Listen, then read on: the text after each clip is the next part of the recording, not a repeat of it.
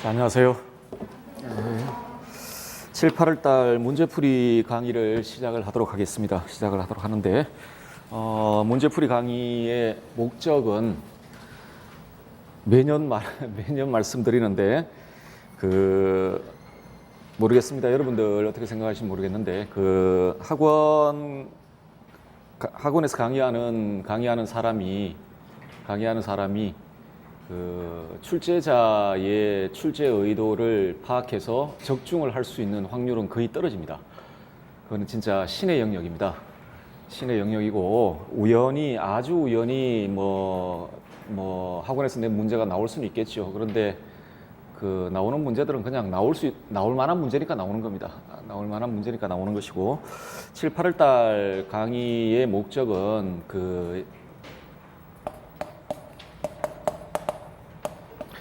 이론을 정리하는 겁니다. 그러니까 이론을 복습하고 지금까지 공부했던 이론을 복습하고 다시 한 번 더 정리하고 반복하는 과정이라고 생각을 합니다.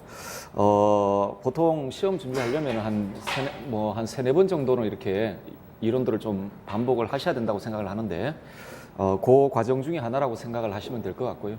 과정 중에 하나라고 생각하시면 될 것 같고 지금 문제를 제가 좀 드렸는데 그래서 이게 문제풀이 과정이라서 가급적이면은 이론에 좀 상세한 것까지 다 문제로 좀 담아보려고 노력을 했습니다. 그래서 조금은 너무 뭐라 그럴까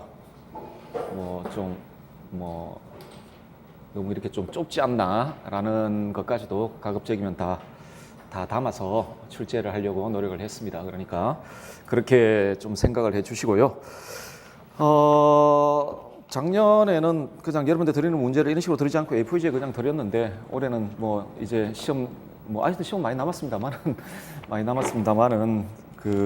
출제되는 형식을 좀 그 형식에 다 담았으니까 좀 눈에도 좀 익숙해지시라고 그렇게 좀 담았습니다. 자, 8주로 지금 계획이 되어 있는데 제가 지금까지 문제풀이를 하면서 문제풀이하고 문제를 읽고 답을 그냥 여러분한테 읽어드리면은 8주 안에 끝날 수가 있습니다. 그런데 그러면 아무 의미가 없다고 좀 생각이 들고 그래서 목표 자체가 이론을 정리하는 시간이기 때문에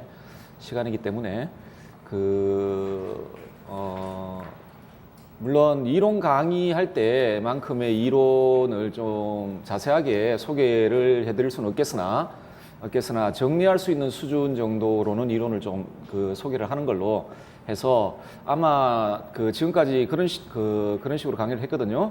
그래서 8주에는 끝나지 않았습니다.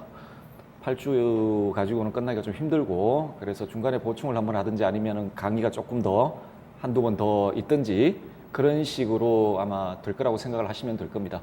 저는 11월 달에 강의를 하지 않기 때문에 마음에 굉장히 여유가 있습니다. 여유가 있고 좀 빨리 좀 더 할 수 있다고 생각을 하는데 자 그게 더 도움이 될 거라고 생각을 합니다. 여러분한테 너무 이렇게 그냥 문제 읽고 답 읽고 하는 것보다는 도움이 될 거라고 생각을 해서 너무 8주에 연연하지 않고 강의를 하도록 하겠습니다. 자 아마 오늘 제가 나눠 드린 건 중세까지 수업 진도는 제 이론 강의 순서대로 진행을 할 거고요. 문제 출제 근거가 되었던 자료들은 여러 가지가 있습니다. 원서가 아마 대표적인 자료가 될 것이고, 다음에 여러분들이 많이 보시는 기본서라고 불려지는 것들, 다음에 교과서, 다음에 기출문제가 기출문제, 이런 것들 중심으로 해서 문제들을 좀 만들어 봤습니다. 만들어 보고, 거기서 이제 답을 구하는 방식으로, 그래야만 좀 객관성이 확보될 수 있을 거라고 생각을 하니까, 그런 식으로 작성을 했습니다. 물론 여러분들 지금 문제를 풀어보면 쉽다고 느껴지시는 분도 있을 것이고 어렵다고 느껴지시는 분도 있을 텐데 지금은 몰라도 된다고 생각을 합니다. 아직까지 완벽하게 몰라도 된다고 생각을 하는데 적어도 이 과정이 끝나고 난 다음에는 좀 거의 한 90% 정도는 다 숙지를 하시는 그런 과정이 되었으면 하는 게 모의고사는 8회 정도가 될 텐데 모의고사 문제는 한 회에 한 30문제도 안 되지 않습니까? 30문제도 안 되기 때문에 모의고사 8회를 가지고 전 영역을 커버를 못 합니다. 모의고사는 사실상 지금 내가 시험이 시험에 직면해가지고 내가 지금 어느 수준까지 와 있는지 그리고 부족한 게 뭔지 정도를 확인하는 그 과정입니다. 하기 때문에 오히려 모의고사보다는 뭐 문제풀이 과정에서 이론 정리가 가능하지 않을까. 물론 뭐 모의고사도 마찬가지겠지만 자 그렇게 생각을 하고 있습니다. 자 어쨌든 간에 문제를 한번 보도록 합시다. 먼저 소크라테스를 보죠. 물론 이 앞에 그 소피스트가 있는데 소피스트는 상대주의 할 때 같이 하도록 하겠습니다. 소피스트가 단독으로 출제되지는 않으니까. 자, 소크라테스를 먼저 보죠. 지문은 여러분 풀어보셔도 아시겠지만 그 앞쪽에는 기입형이고 뒤쪽에는 선언술형으로 문제를 배치를 했고요. 그 기입형에서 사용된 지문을 가끔씩 서술형에도 사용을 합니다. 그리고 서술형에 보면 답이 달려 있기도 합니다. 그런데 기입형에서 못 풀었으면 틀린 겁니다. 틀린 거니까 그렇게 하시면 되겠습니다. 자, 1번 문제를 보죠. 다음은 어느 서양 고대 윤리사상가가 법정에서 행한 변론의 일부이다. 괄호에 공통으로 들어갈 용어로 쓰시오. 아마도 여러분 우리 출제범위 안에 포함되어 있는 서양 고대 사상가 중에 법원에 서본 사람은 한 명밖에 없죠. 소크라테스밖에 없습니다. 플라톤이다 아리스토텔레스도 뭐 법원에 서본 적이 없어요. 근데 보도록 하죠. 만약 어떤 사람이 사람으로서 괄호를 지니고 있지 못하면서도 지니고 있다고 주장하는 것으로 제가 생각되는 경우에 저는 그가 가장 값진 것들을 가장 경시하면서 한결 하찮은 것들을 더 중시한다고 나무랄 것입니다. 자, 제가 돌아다니면서 하는 일이라고는 여러분께서 젊은이든 나이든 분이들 간에 자신들의 혼이 최선의 상태가 되도록 혼에 대해 마음 쓰는 것에 앞서 또는 그만큼 열성적으로 몸에 대해서도 재물에 대해서도 마음 쓰는 일이 없도록 설득하는 일 이외에 아무것도 아니기 때문에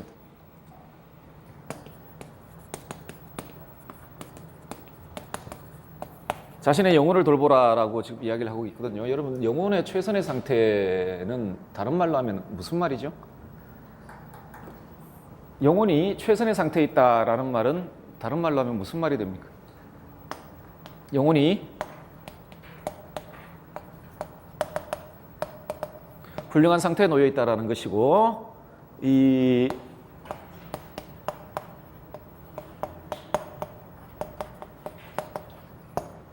훌륭함이나 탁월성은 이렇게 번역이 되죠. 덕이라고 번역이 되죠. 자, 여러분 그러니까 영혼을 돌보라, 영혼을 최선의 상태로 있게 하라라는 말은 소크라테스에게는 덕을 갖추어라는 말과 같습니다. 자, 제물로 해서 사람으로서의 괄호가 생기는 것이 아니라 사람으로서의 괄호로 해서 제물도 그리고 그 밖에 다른 모든 것도 사적으로나 공적으로나 사람을 위해 좋은 것들로 되는 것입니다 라고 이야기를 하죠.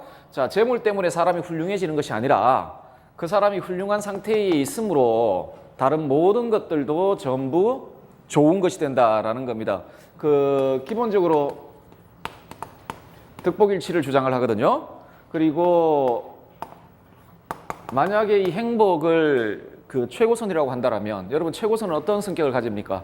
그 자체로 바람직한 것, 그러니까 그 자체로 선한 것, 그리고 나머지 모든 것들을 선하게 만드는 조건, 좋은 것으로 만드는 조건이 최고선입니다. 하기 때문에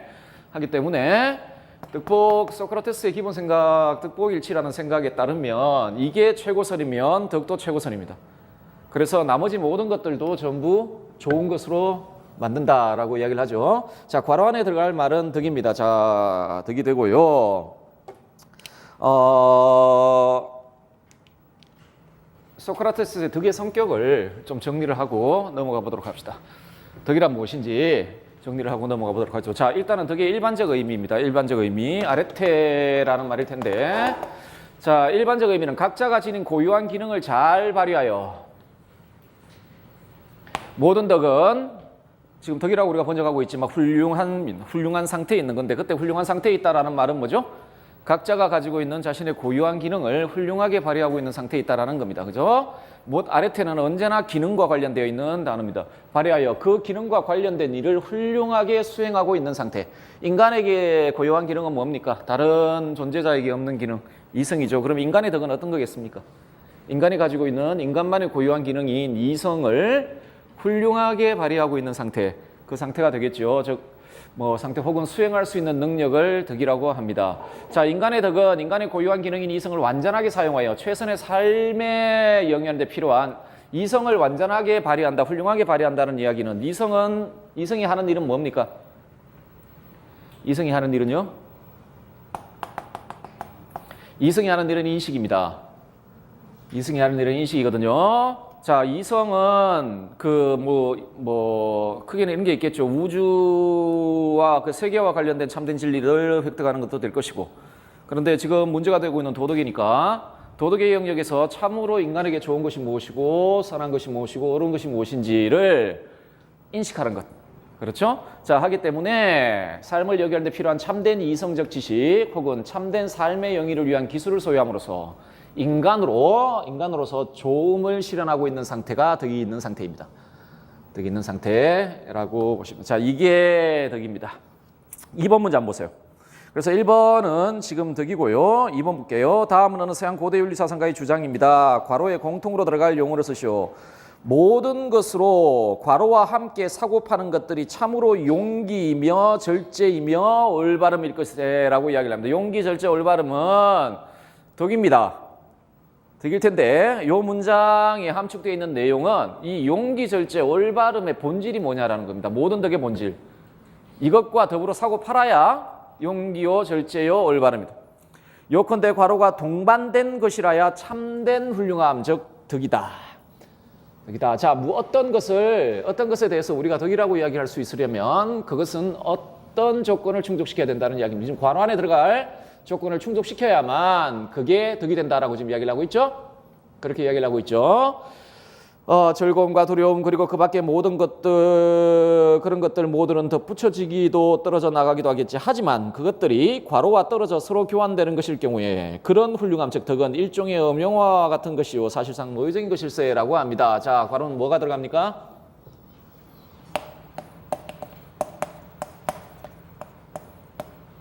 자, 지덕일치를 지금 이야기를 하고 있습니다. 덕의 본질은 지식이다.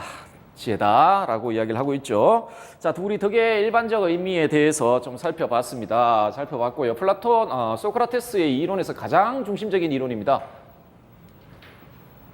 지덕일치, 아레테나 에피스테메다는 지식은 그러니까 덕은 지식이다. 자, 논리를 한번 지덕일치 논리를 한번 정리를 해보겠습니다. 이 지덕일치 논리가 가장 잘 나타나 있는 데가 맨홈편입니다. 맨홈편인데 맨홈편에 나와 있는 내용을 좀 정리해보면 이렇습니다. 오직 지식만이 가르쳐줄 수 있는 것이다. 만약 덕이 가르쳐줄 수 있는 원래 이 위에 메논이 소크라테스에게 덕은 가르쳐줄 수 있는 겁니까? 라고 묻습니다. 그러면 덕이 무엇인지 보자라고 논의가 진행되는데요. 자, 무엇인가 우리가 가르칠 수 있다라면 그건 지식이다. 지식이 아닌 것은 가르칠 수가 없다. 자, 라고 이야기를 하고 만약 덕이 가르쳐질 수 있는 것이라면 그것은 지식이다. 조건인데, 자, 덕이 지식이라면 그것은 가르칠 수 있다는 말이죠. 그렇죠? 자, 그러면 덕은 지식일까? 요게 만약 덕을 가르칠 수 있다라면 그건 지식이 할 텐데, 자, 그러면은 덕은 지식일까? 자, 덕은 좋은 것이다. 이제 요 물음에 대한 답을 구하는 거거든요. 자, 덕이란 좋은 겁니다. 덕은 어떤 덕이든지 간에 우리가 무엇에 대해서 덕이다라고 이야기를 하면 이건 절대로 악용이 될 수 없는 겁니다. 덕은 악용될 수 없어요. 덕은 언제나 선만을 가져오는 거거든요. 선만을 가져옵니다. 하기 때문에 덕은 좋은 것이에요. 우리를 나쁜 상태에 빠뜨리는 덕은 없습니다. 그건 덕의 정의가 아니에요. 덕의 정의가 아니에요. 정의상 덕은 절대로 악용될 수가 없어요. 용기를 통해 만약 나쁜 일을 한다면 그건 용기가 아닙니다. 덕이 아니에요. 자, 모든 좋은 것은 유익한 것이죠. 유익하니까 좋은 것이죠. 따라서 만약 덕은 유익한 것이다. 자, 사람이 소유한 것들은 유익하기도 하고 해가 되기도 하죠. 여러분들 각자가 가지고 있는 외적인 재화들 같은 경우에는 유익하기도 하고 해가 되기도 해요. 자, 그것들은 어떨 때 유익합니까? 바르게 사용하면 유익하고 바르게 사용하지 않으면 악이 되죠. 해가 되죠. 건강도 바르게 사용해야만, 그리고 신체가 건강하는 것도 바르게 사용해야만 그게 그런 신체를 소유하고 있는 사람을 좋게 하지 그걸 잘못 사용하면 나쁘게 되죠. 자, 이때 바르게 사용한다라는 말은 지혜롭게 사용한다는 것이겠죠. 지혜롭게 사용한다는 것이죠. 자, 그것들을 지혜롭게 이용하면 유익하지만 그렇지 않으면 해가 된다. 따라서 좋고 유익한 모든 것은 지식 혹은 지혜에 따라 그것을 바르게 사용하기 때문에 그런 것이다. 그런 것이다. 자, 정신적인 것들도 마찬가지. 우리에게 기계적인 부분도 있고 뭐 여러 가지가 있을 거라고 생각을 합니다. 이것들도 유익하기도 하고 해가 되기도 합니다. 자, 어떨 때 유익하다고요? 지혜롭게 사용하면 유익하고 그렇지 않으면 악이 된다. 악이 된다. 자, 덕은 정신적인 것이죠.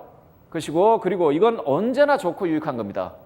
그러면 위의 전제로부터 덕의 본질은 지혜다. 지혜다. 달리 말해 덕의 본질은 지혜다라는 게 그 맨홈편에 나와 있는 논리가 될 거고요. 자, 다음 하나가 또 하나의 논리가 이 논리가 있습니다. 덕의 본성과 지식의 본성의 동일성 논리입니다. 덕의 본성과 지식의 본성이 동일하다는. 자, 덕이란 아까 뭐라 그랬습니까? 인간의 고유한 기능인 이성을 완전히 사용하여 최선의 삶을 영위하는 데 필요한 참된 이성적 지식 혹은 최선의 삶의 영위를 위한 기술을 소유함으로써 인간으로서 조음을 실현하고 있는 상태가 덕이라고 했죠. 자, 그럼 소크라테스가 지식은 덕이라고 했을 때, 덕은 지식이라고 했을 때 그 지식은 어떤 성격을 가지냐면 물론 뭐 그냥 이론적인 뭐 그런 그 지식을 강조하고 있는 게 아니죠. 덕과 관련되어 있기 때문에 자, 이때의 지식은 인간으로서의 좋음 혹은 최선의 상태가 무엇인지에 대한 참된 이성적인 알미입니다. 네, 이성적인 알미자 최선의 삶을 삶의 영위를 가능하게 하는 기술, 즉 능력, 즉 가장 좋은 인간 삶을 실현하고 유지하는 삶의 기술, 이게 지식입니다. 소크라테스가 지식이라고 이야기했을 때, 자, 그러면 이 지식의 본질과 지식을 소유하고 있는 상태와 덕을 소유하고 있는 상태는 어떻습니까? 동일한 상태가 되죠. 같은 상태죠. 지식을 소유하고 있는 상태와 덕을 소유하고 있는 상태는 같은 상태입니다. 따라서 덕의 본성과 지식의 본성은 같다. 덕은 지식이다. 자, 이게 소크라테스의 논리입니다. 아까 맨홈편의 논리와 다음에 덕의 본성과 지식의 본성의 동일성 논리, 두 가지 뭐 논리가 있겠고요. 자, 이게 지식과 관련된 이야기인데 3번 한번 보세요. 다음은 서양 고대 윤리사상가의 대화이다. 서양 고대 윤리사상가의 대화이다. 대화를 읽고 괄호에 공통으로 들어갈 용어를 쓰시오. 선생님, 덕은 가르칠 수 있습니까? 이거 원래 맨홈이었던 이야기거든요. 맨홈편을 좀 대화로 바꿨는데, 아니면 날 때부터 사람에게서 생기는 겁니까? 자, 덕이 괄호가 아닌 다른 것이라면 그것을 우리가 가르칠 수 있겠는가? 사람에겐 괄호 이외에 다른 어떤 것도 가르쳐질 수 없다는 것은 누구에게나 명백한 일 아닌가? 따라서 만일에 훌륭함이 일종의 괄호라면 그것이 가르쳐질 수 있을 것은 명백한 일이네 라고 했죠. 우리 맨홈편의 논리를 보셨죠? 괄호 안에 뭐가 들어갑니까? 지식이 들어가고 소크라테스의 최종적인 답은 덕은 가르칠 수 있다는 겁니다. 물론 소피스트하고는 다른 측면에서. 점에서 이야기를 하고 있고요. 자, 4번 문제를 보실까요? 다음은 어느 서양 고대 윤리사상가의 이론을 설명한 글입니다. 괄호에 들어갈 용어를 쓰시오. 그는 도덕적인 삶을 위해 요구되는 덕의 보편적 의미를 규명하는 데 많은 노력을 길렀다. 그는 경건, 용기, 절제, 정의 등과 같은 덕의 의미를 이성과 논리를 통해 규명함으로써 사람들이 추구해야 할 참된 삶을 보여주고자 하였다. 그가 덕의 보편적 의미를 규명하는 방법으로 제시한 것이, 자, 덕의 보편적 의미, 소위 인간으로서의 좋음 혹은 최선의 상태가 무엇인지에 대한 참된 이성적인 암, 그 알을 가지는 방법으로 제시한 게 무엇입니까? 문답법 혹은 대화법이라고 이야기되는 거죠. 자, 그것은 스스로 무지를 깨달아가는 과정인 동시에 도덕적이고 행복한 삶을 위해 요구되는 덕의 의미를 명료화해가는 과정이라고 이야기를 하죠. 자, 마지막 문장에 보면 문답법의 두 단계가 뭐 설명이 되어 있죠. 자, 문답법이란 참된 진리, 도덕과 관련해서는 우리가 사용하고 있는 참된 도덕적 지식, 도덕적 진리를 파악하는 방법입니다. 소위 인식하는 방법이 될 텐데요. 이 문답법은 크게 두 가지 단계로 구성이 되어 있습니다. 하나가 논박 단계, 하나가 삼파술 단계가 되겠습니다. 논박 단계에서는 감각적 지각에 의해 얻은 의견을 버리는 단계입니다. 우리 머리 안에 들어가 있는 편견, 의견, 그 진리가 아닌 것들, 특히나 감각적 경험의 토대를 두고 우리가 얻어 가지고 있는 것들, 그런 것들을 논리적인 대화를 통해 그게 잘못되었음을 소위 무지를 자각하고 우리 정신 안에서 모두 제거하는 과정이 저 논박 단계가 되겠습니다. 그래서 무지의 자각 단계라고 불린다. 이는 논리적 논박을 통해 자신의 무지를 알게 함으로써 보편성을 결여한 의견에서 벗어날 수 있도록 하는 단계이다. 논박은 의견 자체를 버리게 한 다음 논박된 사람으로 하여금 의견과는 전혀 다른 차원의 지식을 낳도록 하는 것을 목적으로 합니다. 소크라테스가 했던 일이고, 자, 요 단계에서 이제 의견을 모두 버리게 되면 우리 이제 진리에 접근할 수 있거든요. 자, 그 다음에 삼파술인데 그 용어가 보여주듯이 스스로 그 진리를 낳게 하는 단계입니다. 스스로. 자, 논박된 이로 하여금 이성을 사용하여 의견과는 차원을 달리하는 보편적이고 절대적인 지식을 스스로 낳게 하는 겁니다. 선생님이 무엇인가를 알려주는 단계가 아닙니다. 알려주는 단계가 아니고요. 스스로 낳게 하는 단계죠. 단계이며 진리에 이르는 공동탐구의 단계가 논박 단계, 삼파술 단계가 되겠습니다. 자, 5번 문제를 볼까요? 5번 문제 봅시다. 다음은 어느 서양 고대 윤리 사상가의 주장이다. 기억에 들어갈 용어를 쓰고 그것과 덕의 성격에 대한 이 사상가의 관점에 근거하여 이 사상가 밑줄친 니언처럼 주장한 이유를 쓰시오. 슬기로운 영혼은 바르게 인도하나 어리석은 영혼은 그릇되게 인도하겠지. 그렇다면 모든 경우와 관련해서 이렇게 말할 수 있겠지. 인간에게 있어서의 다른 모든 것들은 영혼에 달려 있으나 정신적인 것들, 이것들이 좋은 것들로 되려면 뭐가 있어야 됩니까? 지혜 혹은 지식에 달려 있다고 말했어요. 이 주장에 의할진데 유익한 것은 지식일세 혹은 지혜뿐만 아니라 우리는 덕이 유익하다고 말하고 있네. 그렇다면 덕은 곧 지식이다 라고 이야기를 하죠. 자, 기억에 들어갈 용어는 지식이 되겠습니다. 혹은 지혜가 되겠습니다. 그 소피아와 에피스테메를 소크라테스가 막 섞었거든요. 혼용했습니다. 그러니까 뭐 그냥 지식이라 합시다.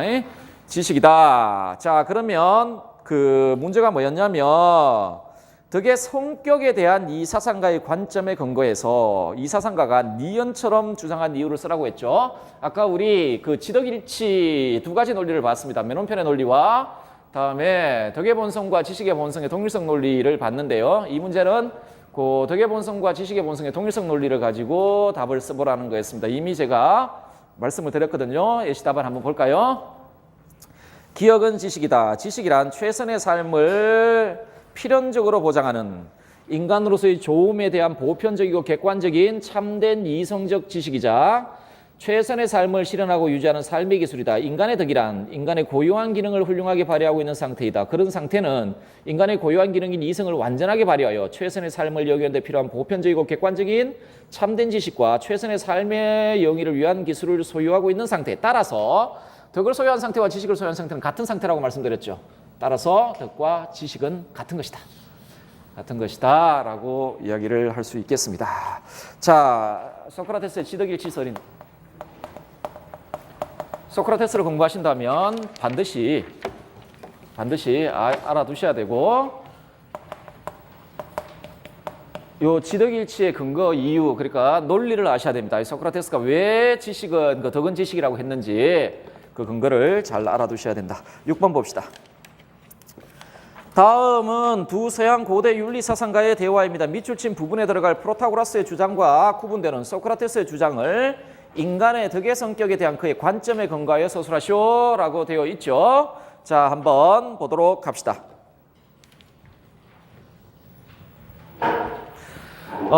플라톤의 대화편 중에 프로타고라스 편입니다. 그 안에서 소크라테스와 프로타고라스가 대화를 나눈 부분이거든요. 자, 프로타고라스는 소크라테스보다 나이가 많은 분입니다.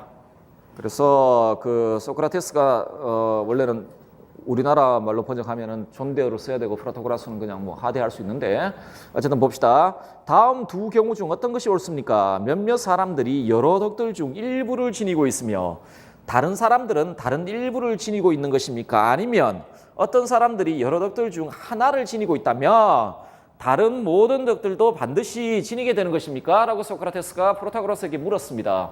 프로타고라스 편에 나와 있는 이야기인데요. 이 말은 무슨 말이죠? 그 A는 용기만 가지고 있고 B는 용기는 없고 정의만 가지고 있고 얘는 정의는 없고, 자, 이게 맞는 말입니까? 아니면 하나의 덕만 가지면 모든 덕을 다 가진 겁니까? 이렇게 묻고 있죠. 자, 물으니까 프로타고라스가 뭐라 그랬는지 한번 봅시다. 덕의 한 부분을 이루고 있는 지혜와 같은 성격을 지니고 있는 것은 오직 지혜뿐이며 정의, 용기, 사려 깊음 그리고 경건과 같은 덕도 같은 성격을 지니고 있는 것은 제각기 그것 자체밖에 없다. 자, 용기는 용기고 절제는 절제고 정의는 정의고 지혜는 지혜라는 겁니다. 지혜가 용기일 수 없고 용기가 정의일 수 없고 정의가 절제일 수 없다는, 각각 그 본성이 다 다르다. 모든 덕들은 각각이 그 본성이 다 다르다. 그러므로 용기 있으면서 옳지 못한 사람이 있고 또한 정의로운 자이지만 지혜 없는 사람도 있는 것처럼 제각기 다른 덕을 소유하게 되는 것입니다. 자, 프로타고라스의 대답은 뭐였죠? 다 다르다. 하기 때문에 용기 있는 자가 정의롭지 못할 수도 있고 정의롭지 못한 자가 지혜롭지 못할 수도 있다. 라고 이야기했죠. 자, 그 밑에 소크라테스가 반박을 합니다.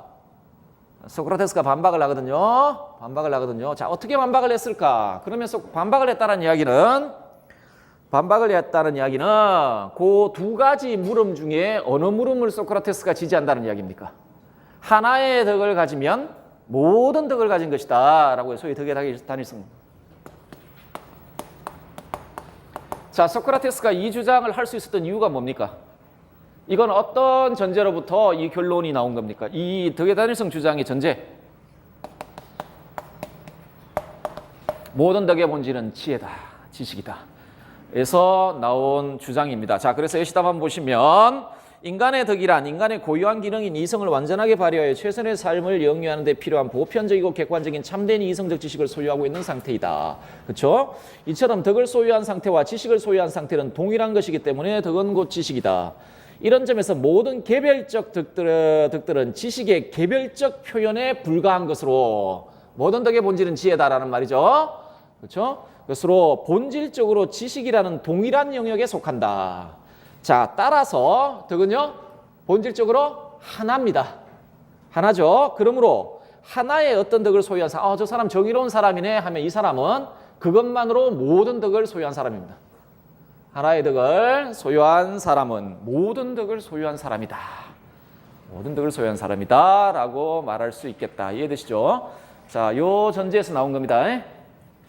요 전제에서 프로타고라스 편의 덕의 단일성 주장하는 그 유명한 주장입니다. 소크라테스의 역설 중에 하나에 들어간 주장이다. 어떻게 이럴 수가 있나. 근데 거기에 대한 소크라테스의 논리가 되겠습니다. 7번 문제를 볼까요? 자, 7번 문제를 보도록 합시다. 가의 교사의 주장이 정당한 이유를 나를 주장한 서양 고대 윤리 사상가의 관점에서 서술하시오. 자, 가보 학생입니다. 선생님, 부덕한 사람이 덕 있는 사람보다 사회적으로 더 성공하고 덕 있는 사람이 손해를 보는 경우를 종종 보게 됩니다. 그렇다면 과연 덕 있는 삶이 좋은 삶이라 할 수 있을까요? 라고 학생이 물었습니다. 이렇게 충분히 질문할 수 있을 거라고 생각을 합니다. 자, 그런데 선생님께서 이렇게 말씀하십니다. 부덕한 사람이 덕 있는 사람보다 나은 삶을 살고 덕 있는 사람이 손해를 보는 것 같지만 실제로는 그렇지 않아요.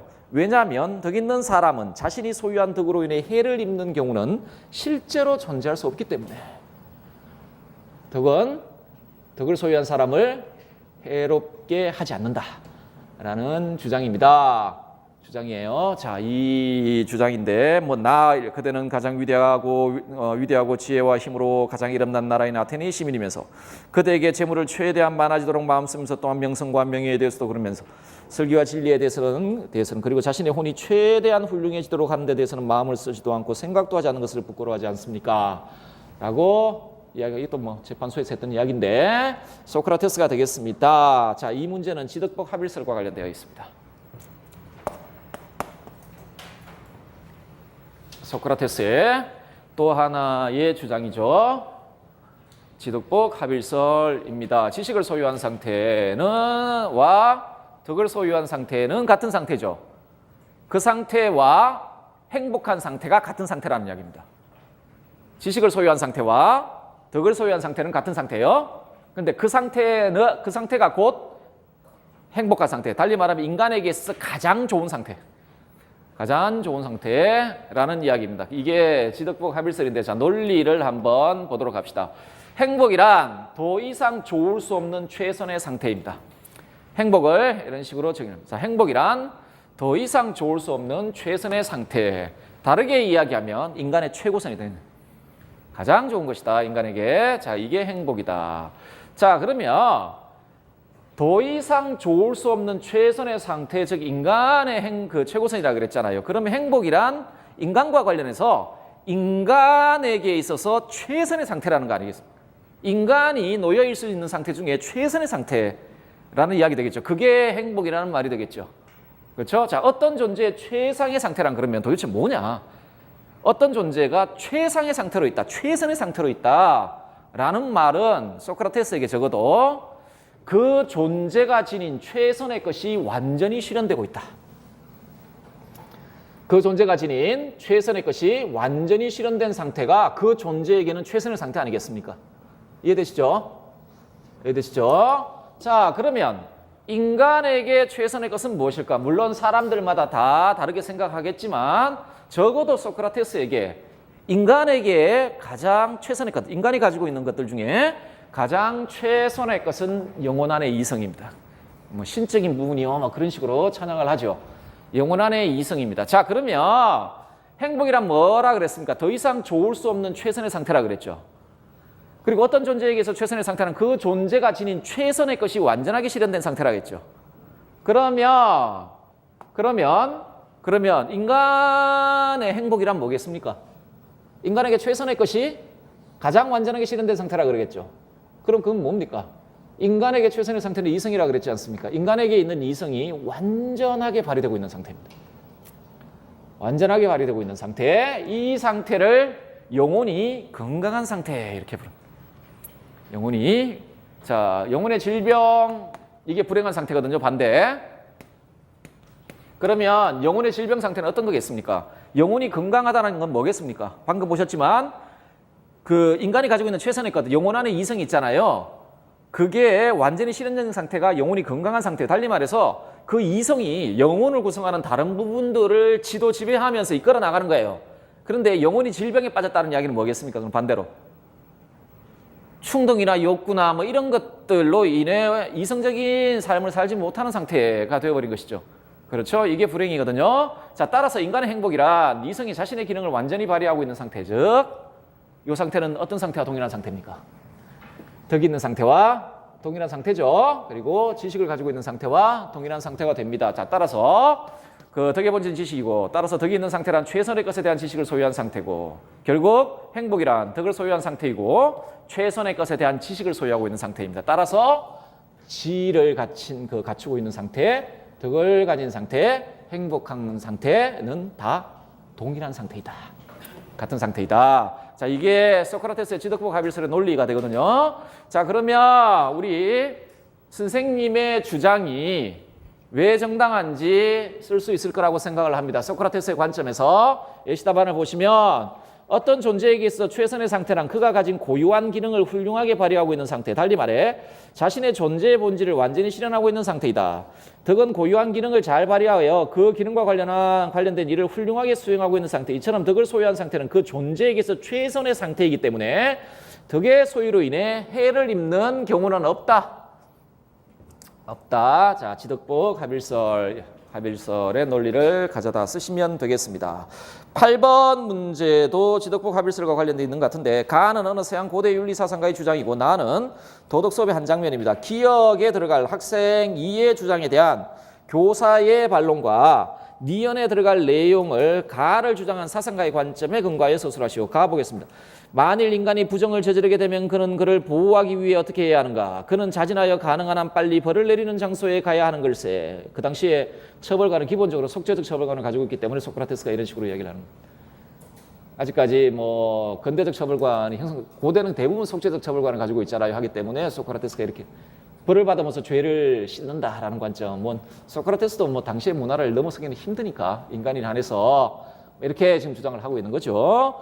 자, 마치 병자가 의사를 찾아가는 것처럼 부정이라는 영혼의 질병이 만성이 되어 영혼을 부패시키고 치유할 수 없는 상태에 이르게 하기 전에 급히 법관에게 달려가야 하네. 사람들은 변론술을 사용하여 누구보다도 자기 자신을 고발해야 하며, 자, 우리가 법을 어겼다라면 재판소에 찾아가듯이 영혼이 부정한 상태에 놓였다라면 소위 말해서 그 여러 가지 의견들이라든지 욕구라든지 이런 것들이 이성의 활동을 억누르고 뭐 그런 거 있잖아요. 그런 상태에 놓였다라면 변론술 이야기죠. 대화법 이야기 하거든요. 빨리 진리를 찾으러 나가야 된다. 변론술을 사용하여 누구보다도 자기 자신을 고발해야 하며 친척이나 그보다 더한 사람이라도 만일 부정을 저지르는 자가 있으면 그때그때 고발해서 그 죄를 덮어두지 말고 벌을 받아 이를 속죄하기 위해 사람들 앞에 드러내야 하네. 변론서라는 이야기를 했습니다. 뭐 대화법, 문답법과 동일한 의미로 사용되는데요. 디알렉티케라는 말일 텐데, 자, 소크라테스가 되겠습니다. 한번 볼까요? 오늘은 삶의 목적과 행복에 대해 공부하겠습니다. 삶의 최고 목적은 행복일까요? 학생의 대부분의 사람들은 행복을 삶의 최고 목적이라고 생각합니다. 그렇다면 행복이란 무엇일까요? 자, 학생입니다. 경제적 부의 소유가 행복한 삶의 핵심이라고 생각합니다. 자, 하니까 선생님께서 기억이라고 주장을 했네요. 자, 그 반론을 쓰라 그랬죠. 위에 학생의 주장에 대한 반론을 쓰라고 했단 말이죠. 자, 학생은 지금 경제적 부의 소유가 행복한 삶의 핵심이라고 이야기를 했거든요. 그 행복에 대해서 외적인 좋음, 그러니까 외적으로 좋다라고 생각되는 것들의 그 양 있잖아요. 그걸 충분히 많은 양을 소유하고 있는 상태가 지금 행복한 상태라고 지금 주장을 하는 겁니다. 행복한 상태라고 주장을 하는 거거든요. 자, 거기에 대해 반론하고 학생이 보기에 선생님 말씀에 동의합니다. 그런데 그렇게 그러한 행복을 우리는 어떻게 성취할 수 있을까요? 라고 되어 있습니다. 자, 가를 주장한 사상가의 관점에서 쓰라 그랬죠. 자, 그 소크라테스에게 행복은 기본적으로 내적인 행복입니다. 그러니까 이 외적으로 우리가 좋다라고 판단되는 것들은 행복을 구성하는 본질적인 요소가 아닙니다. 건강이라든지 미라든지 뭐 재산이라든지 명예라든지 이런 것들은 소크라테스의 관점에서 행복을 구성하는 본질적인 요소가 아니에요. 아까도 말씀드렸지만 행복은 뭐라 그랬습니까? 우리가 가지고 있는 최선의 것, 우리 내면에서 가지고 있는 최선의 것, 그 이성이 최상으로 발휘되고 있는 상태입니다. 그게 행복의 본질이거든요. 자, 그런 점을 봤을 때, 자, 행복이란 인간의 본질인 영혼이 최선의 상태로 있는 것이다. 영혼의 최선의 상태란 이성을 훌륭하게 발휘하여 최선의 삶에 대한 보편적이고 객관적인 참된 이성적 알을 소유하고 있는 상태이다. 이 상태는 곧 덕이 있는 상태이다. 따라서 지식을 소유한 상태와 덕이 있는 상태, 그리고 행복한 상태는 동일하다. 이처럼 인간의 행복은 오직 인간의 내적인 훌륭함, 즉 덕에서 오는 것이지 외적인 재화를 소유함으로써 이루어지는 것이 아니다. 이게 반론입니다. 그리고 앞쪽은 그 반론에 대한 근거가 되는 것들, 지덕국 합의설의 관점. 자, 그러므로 우리는 그러한 행복은 인간에게 좋은 것에 대한 뭘 가져야 됩니까? 이성적 알을 소유하고 그것에 따라 행위함으로써 성취되는 것이죠. 자, 이게 이 문제도 지덕국 합의설과 관련되어 있는 문제입니다. 자, 9번 문제를 보도록 할까요? 다음은 두 서양 고대 사상가의 대화입니다. 소크라테스가 밑줄 징크처럼 주장한 이유를 서술하고 이를 활용하여 오타면 죄송합니다. 이를 활용하여 덕 있는 행위와 악행의 동기가 무엇인지 서술하시오. 제가 보기에 어떤 이들은 좋은 것을 욕구하는 반면 어떤 이들은 나쁜 것을 욕구합니다.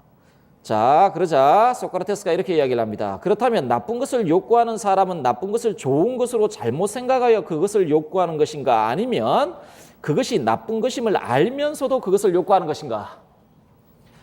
메논이 두 경우 모두 다 해당되지 않을까요? 라고 이야기를 해요. 어떤 경우는 나쁜 것을 좋은 것으로 생각해가 잘못 생각해서 그렇게 하는 경우도 있을 것이고, 어떤 경우는 나쁜 것을 알면서도 그렇게 욕구하는 경우도 있을 것이고, 두 가지 사람마다 뭐 다 다르지 않겠습니까? 두 가지 다 경우가 있는 거 아니겠습니까? 라고 메논이 이야기했습니다. 자, 소크라테스가 이야기하면 자네는 그럼 나쁜 것들이 나쁜 줄을 알면서도 그것을 욕구하는 사람이 있다고 생각하나?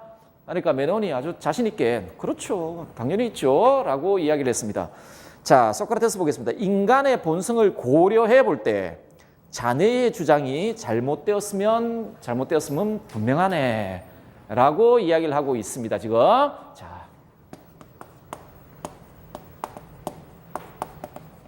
지행일치설과 관련된 소크라테스의 지행일치설과 관련되어 있습니다. 내용을 한번 정리해 볼까요? 뭐 지행합일설, 지행일치설.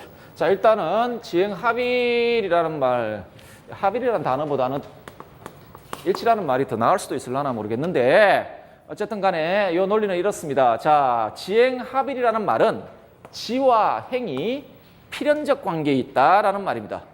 지와 행위 필연적 관계에 있다. 알과 행위가 이 말은 무슨 말이냐면 알을 소유하면 그 알에 따라 행동해야 한다가 아니라 알을 소유하게 되면 반드시 그 알에 부합하는 행동을 한다라는 말입니다. 그래서 암과 행 사이에 필연적 연관관계가 있다라는 말입니다.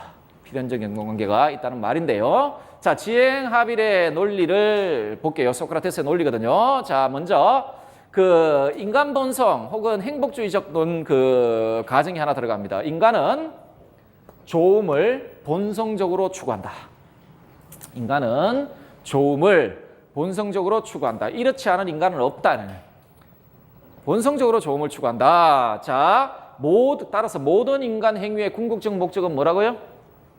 좋음, 즉 선이죠. 선이죠. 자, 이 주장으로부터 이 결론이 나옵니다. 어떤 결론이 나오냐면 악을 목적으로 추구하는 사람은 없다는. 왜? 우리 인간의 본성은 좋음을 추구하기 때문에 악을 목적으로 추구하는 사람은 없다. 목적으로. 자, 악을 성취하고자 하는 욕구를 동기로 해서 나온 행위는 없다는. 그런 건 없다. 자, 나쁨의 자발적 추구 이런 건 존재할 수 없고, 달리 이야기해서 그렇다면 다르게 이야기하면 우리가 행하는 악행은 전부 사실상 그 악행은 그 악을 직접적 목적으로 해서 나온 의도적인 행위가 아니에요. 그런 점에서 비자발적이다라고 이야기를 하거든요. 자, 이렇게 결론이 될 수 있겠죠. 최선의 것에 대한 지식이 이제 결론입니다. 이 도덕적 행동에 선한 행동의 동기가 되고, 그러면 나쁜 행위는요. 결국 그 최선의 것에 대한 무지가 나쁜 행동의 그 동기가 되겠죠. 자, 선행 혹은 도덕적 행위의 직접적 동기는 선에 대한 참된 이성적 지식이요. 악행의 직접적 동기는 선에 대한 참된 이성적 지식의 결여, 즉 무지라는 결론을 이끌어냅니다. 이런 방식으로. 자, 그렇다면 여러분 9번 문제에 대해서 이렇게 쓸 수가 있을 겁니다. 자, 다시 한번 문제를 읽어보면 소크라테스가 밑줄 친 것처럼 주장한 이유를 서술하고 이를 활용하여 덕 있는 행위와 악행의 동기가 무엇인지 쓰라고 했죠. 자, 인간 본성을 고려해 볼 때라고 지금 소크라테스가 이야기했죠. 인간 본성은 어떻습니까? 좋음을 추구한다. 반드시 필연적으로 좋음을 추구하죠. 자, 인간은 본성적으로 자신의 해가 되는 것을 피하고 자신에게 좋고 유익한 것을 욕구하는 존재이기 때문에 어떤 것이 나쁜 것인 줄 아는 사람은, 자, 그게 자기 자신에게 나쁜 것을 아는 사람은 절대로 그것을 욕구하지 않는다. 욕구할 수 없다. 이런 점에서 볼 때 악행의 근본 동기는 뭡니까? 인간에게 참으로 좋고 유익한 것에 대한 무지가 될 것이고, 자, 반대로 자신에게 진정으로 좋고 유익한 것에 대한 참된 이성적 지식을 소유한 사람은 반드시 그걸 좋음을 추구하니까 실천하게 되어 있죠. 자, 그런데 그러한 지식을 소유한 상태는 곧 덕 있는 상태고, 따라서 덕은 인간에게 좋고 유익한 것으로 그것을 소유한 사람은 반드시 덕을 실천하게 된다. 결국 덕 있는 행위의 궁극 동기는요, 자신에게 진정으로 좋고 유익한 것에 대한 참된 이성적 지식이라고 하겠죠. 자, 소크라테스의 주지주의. 지행합일설은 소크라테스의 주지주의를 가장 격렬하게 잘 드러내는 그런 입장이라고 보여집니다. 인간 행위, 도덕적 행위의 근본 동기는 지식이고, 도덕적 악행의 동기는 지식의 결여, 무지다. 10번 문제를 볼게요. 10번 문제를 봅시다. 지행합일설과 관련된 논리도 잘 알아두시고요. 잘 알아두셔야 되고, 자, 다음은 서양 고대 윤리 사상가의 주장이다. 밑줄 친 내가 알지 못하는 것이 무엇인지 쓰고 그것을 알기 위한 방법으로 이 사상가가 제시한 방법을 구성하는 두 단계의 특징을 서술하시오. 그 아니토스와 대화를 해본 적. 이 사람은 그 소피스트입니다. 아니토스는 그 사람하고 대화를 해본 적. 이 사람이 다른 많은 사람한테는 현명한 것으로 여겨지고 있었지만, 특히 자신이 그렇게 여기고 있었지만 사실은 그렇지 못한 것으로 제게는 생각되었습니다. 그래서 저는 그에게 그가 자신이 현명한 것으로 생각하겠지만 실은 그렇지 못하다는 것을 밝혀 보여주려 했습니다. 아무튼 그 결과로 이 사람한테서도, 그리고 같이 있던 사람들 중에 많은 이한테서도 제가 미움을 사게 되었습니다. 그야 어쨌든 저는 이 자리를 떠나면서 제 마음속으로 이런 결론을 내렸습니다. 이 사람보다야 내가 더 현명하지. 그건 이 사람은 자기가 실은 알지도 못하면서 대단한 걸 알고 있는 것으로 생각하고 있지만 나야 사실상 내가 알지 못하듯 알고 있다는 생각도 하지 않기 때문이지. 어쨌든 적어도 이 사람보다는 바로 이 사소한 한 가지의 것으로 해서, 즉 내가 알지 못하는 것을 내가 알고 있다고 생각하지도 않는다는 이 사실로 해서 내가 더 현명한 것 같다. 그 소크라테스의 엄청 유명한 주장이죠. 무지해지 자기 자신이 현명한 이유는 아테네에서 자기가 가장 현명한 이유는 적어도 나는 무지하다는 것은 알고 있지 않냐. 다른 애들은 모른다. 그 주장을 그와 관련된 주장입니다. 자, 발문해 보시면 내가 알지 못하는 것이 도대체 뭐냐? 소크라테스가 평생 추구했던 것. 덕에 보편적 의미를 확증하려고 노력했죠. 인간에게 달리 이야기하면 인간에게 참으로 좋은 것이 무엇이고, 그렇죠? 무엇인지에 대한 참된 이성적인 알을 추구하기 위해서 노력했죠. 자, 내가 알지 못하는 것이란 덕의 보편적 의미입니다. 덕의 보편적 의미. 자, 내가 알지 못하는 것은 덕의 보편적 의미, 보편적 객관적인 도덕적 진리, 이런 거죠. 자, 그러면 이걸 알기 위한 방법으로 이 사상가가 제시한 방법이 뭐죠? 문답법이죠. 도덕적 진리 인식 방법, 문답법이죠. 문답법은 몇 단계로 구성되어 있죠? 아까 보셨죠? 2단계로 구성되어 있죠. 그 2단계, 각 단계 특징을 쓰라고 아마 발문에 되어 있을 겁니다. 내가 알지 못하는 것은 덕의 보편적 의미이다. 이를 인식하기 위한 방법이 문답법, 변정술, 대화법, 이렇게 다양한 방식으로 번역이 됩니다. 그것은 논박과 삼파술 단계로 구성되는데, 논박이란 논리적 논박을 통해 자신의 무지를 깨닫게 하여 의견을 버리도록 하는 단계, 삼파술이란 이성을 활용한 보편적이고 절대적인 지식을 스스로 발견하도록 하는 단계가 되겠습니다. 자, 11번 문제를 보겠습니다. 11번 문제를 보는데 요거는 어떤 교과서에 나와 있는 내용을 문제로 만든 겁니다.